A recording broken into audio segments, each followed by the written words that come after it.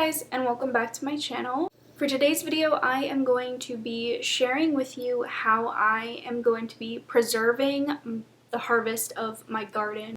If you guys saw my first gardening video, which was like my second video on this channel, I talked about how I was wanting to grow a tea and herb garden, specifically so that I could save and continue to use those things all year round, even when the garden wasn't producing. It's getting towards the end of summer, which I really can't believe that August is almost over, but it is getting towards the end of summer, and my garden is in kind of like full bloom right now, so I have some stuff that's dying off. I have a couple of things that are really heavily producing, and I want to trim them back and start drying them and preserving them for winter. So the method that I use for drying herbs is very simple, and you've probably seen it before if you've looked into drying herbs. It's a pretty common method, and you're only going to need a few things in order to do this. So what you're going to need is a basket or like a bag or just something to collect your clippings in.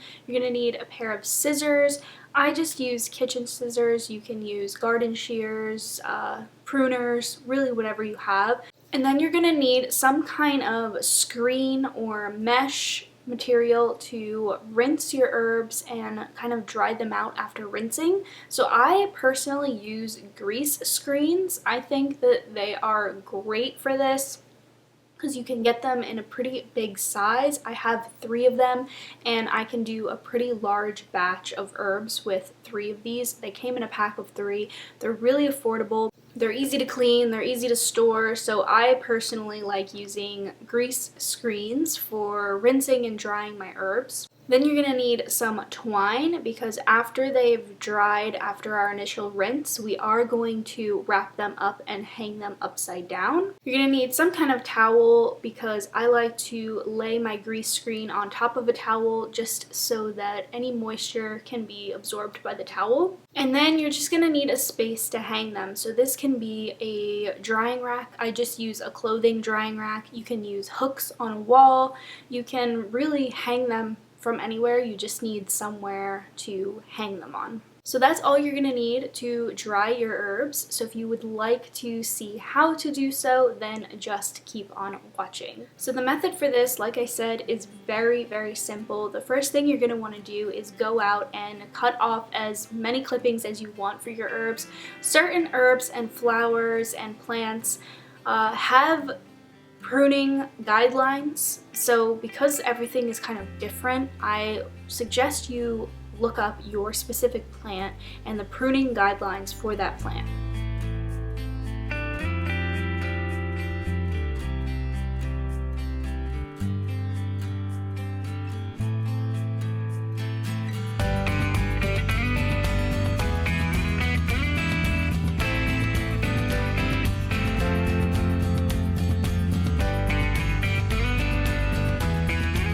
Most plants kind of follow the simple rule of to cut off right before a shoot. So a shoot is when new leaves are growing. They're probably little baby leaves, but if you cut off right before that, so you leave those little baby leaves, they will then grow and continue to produce more of the plant. So that is kind of the rule that I follow.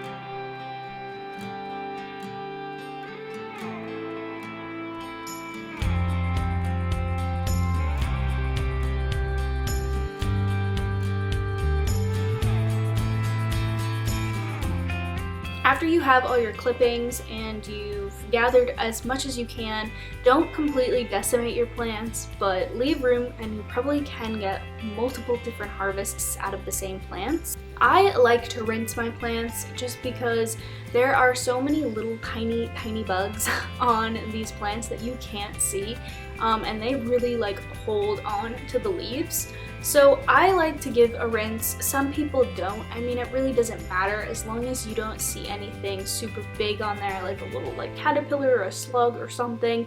You're gonna be fine, but I do like to give just a little rinse to get dirt off and things like that.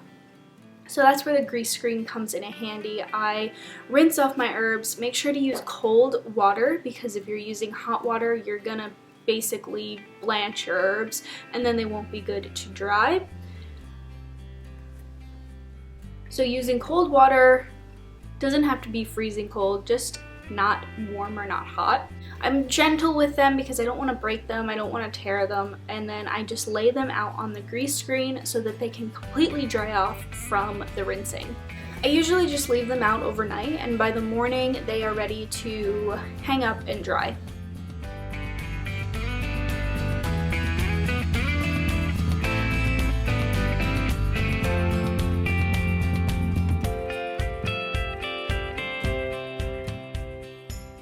So once you're ready to actually gather them up and tie them up with your twine and dry them, you gather up a few bundles of similar sized cuttings. I do like 4 or 5-ish of each.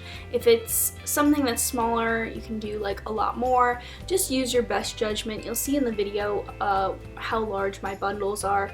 And I simply just wrap them with twine. Now I take the same piece of string and I wrap 2 on either end so that I can just hang it over my drying rack and I don't have to tie any loops or knots or anything like that.